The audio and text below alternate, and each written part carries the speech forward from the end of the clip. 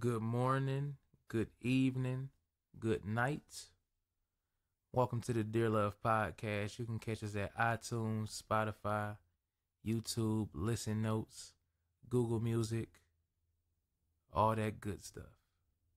You already know how this go. I mean, we've been kind of doing this a while. Let's get right into it. What's the price for being famous? I just seek the validation. So much that I got these backstage passes. I have 2 of them actually. And I'm into you so much that this one's for you.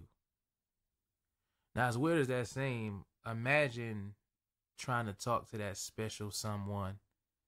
You ever feel like you gotta go like above and beyond to impress them? Nothing's ever good enough. Because you know what everybody else is trying to do. Let's say it's the special girl that just moved into town. So you feel like it's your duty to show her around town, show her a great time. I think we lose ourselves when we do stuff like that. Besides, you ever hear like, you don't do the things that you used to do? I mean, that's actually a real thing. You know, they go, Teray, why you treat me like animal? No. But yeah, I think we all lose the sight when we trying to impress someone of what we actually should be doing. You know, that first time you take her out, for some reason you have all the money in the world that week. You have no issues with driving, and your credit score is the highest it's ever been.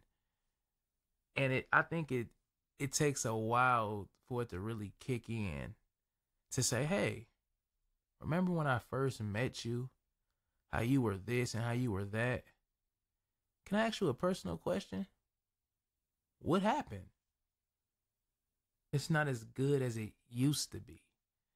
The feeling's not the same. You don't do how you used to. You don't make the macaroni and cheese the same. We say, they know how I am. And it's weird. You would think if you... So my question basically is, are we our true self when we first meet somebody or after like the first couple months? And how do you go about that? Again, when you meet the person, you're a 5-star. You do everything the right way. So if that is the real you, how does that stop? What changed? Never get too comfortable.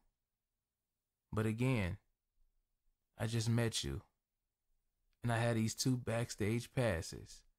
And don't get it confused. This one's for you. Dear Love, episode 42. The moment you've been waiting for. Doesn't it feel great when you can show off? Again, you want to be a person that not only show that you can do all of these things that you only do when you first meet somebody, but you want to try to keep it going. So what better way to invite them into the hottest concert in the world? And not only invite them to the concert, but you got the backstage passes. Now, granted, I know it just seems like, oh, okay, typical backstage pass.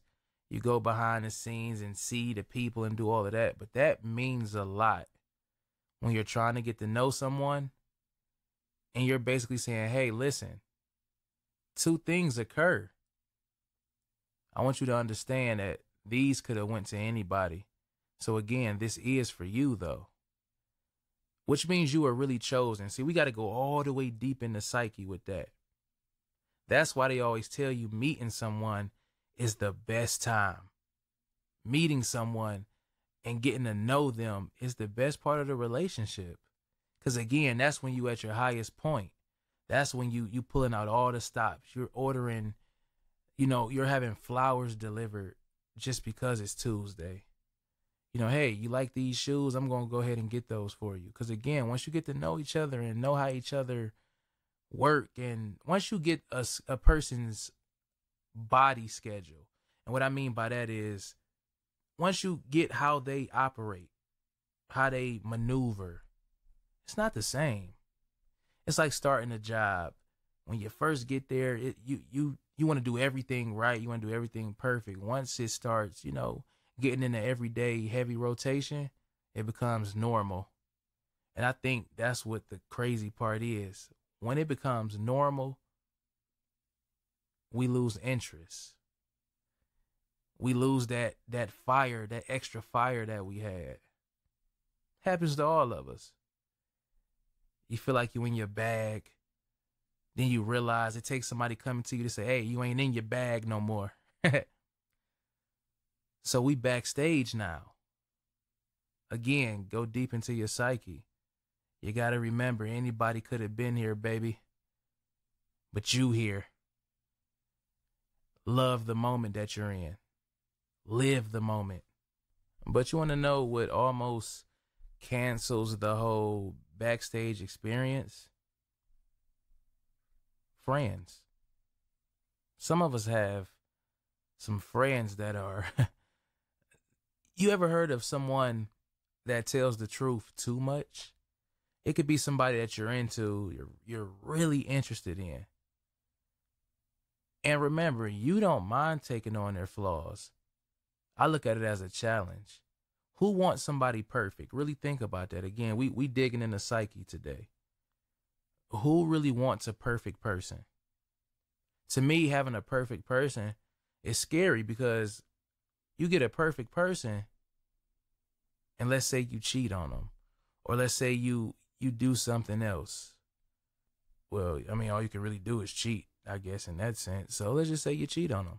You talk to other people. That should scare the perfect person. If I'm not a person that makes mistakes, if I'm perfect and you don't rock with me, it's a messed up world we in. But again, these backstage passes. And I lied. I only have one backstage pass. And that backstage pass is for you. And I know what you're thinking. Like, what do you mean, Trey? Like, one backstage pass? Well, think about what a backstage pass represents. I'm going to tell you what it represents for me. When I think of backstage passes, especially at a concert or anywhere, hell, anywhere, a backstage pass, to me, it's like showing you the ins and outs of how things are. You're backstage with everybody where they could kind of let their hair down. We're off the stage, we're done with the performance or whatever we're doing, and now you're back here where you see how everything gets created. You see what people do afterwards. To me, that's what being backstage is all about. You get to see everything that's going on. So, like I said, this backstage pass is for you. And it's for you because I want you to see how my band gets ready for a show. I want you to see the things that I eat afterwards and before. I want you to get to know me, the real me. That's why it's important, even though I just met you. And I know it seems kind of weird, but I do have a backstage pass for you. But I just got to know that you're worth it. I got to know that when you get back there, you're not going to judge me for the things that I do. But at the same time, I have to be willing to put myself out there if I want you to do the same. So I have a backstage pass for you, and I hope that you have one for me. And it don't have to be at the same time. Sometimes, concerts happen at different times. Today might be my day. And since today is my day, I would like you to join me. But it's bothering me. Like I said, you can't let everybody backstage. And we fail a lot doing that. I know in my day, I've let a lot of people backstage and it backfired because once they got backstage, they spilled something or they They messed up the tables. They just fucked up the dressing rooms and all of those things. So now the backstage is horrible, which means I go out there and I have a bad show, and it just affects everything, and everything just comes falling down. So I do know from now on, these backstage passes that I have, I have to distribute them right. And that's why I start off saying I have 2 backstage passes. Would you like to come? Because some of us, we hand them out like it's candy. Hey, baby, you wanna see my backstage? Hey, you want to see my backstage? Everybody don't make it. And if you think about real concerts in real life, that's why it's only a set amount. Once they're gone, they're gone. If it wasn't an exclusive thing, then we wouldn't put it out there like that. We would say, hey, anybody can do it. You know how they always say, many will enter, you will win. I never knew what that meant till I got older. I used to say, man, they lied. See, the thing is, they lied to somebody, but also to somebody they didn't lie. Because they said you will win. That you just might not be me, but somebody won. So again, it's exclusivity. We gotta treat it as such. Everybody can't be backstage with us. Because guess what? When you get back there, I might have some things on the table you can't handle. I might have drugs on the table. Hell, I might have a baby on the table. Hell, I might have somebody else back there. You still want to come? And that's the crazy part. Some of them will still come. But if you come backstage and somebody else is back there, accept it. Don't get back there and tear up stuff because somebody else is back there because you knew they were back there. And that's when you become the bad guy. That's when the quote unquote normal kicks in. When they've been back there for a while, you tried to show off a little bit by inviting them back there.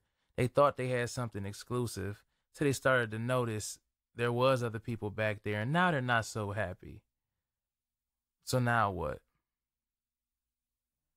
The best part was when you first invited them back there, they were getting to see the different things and they were getting to learn you.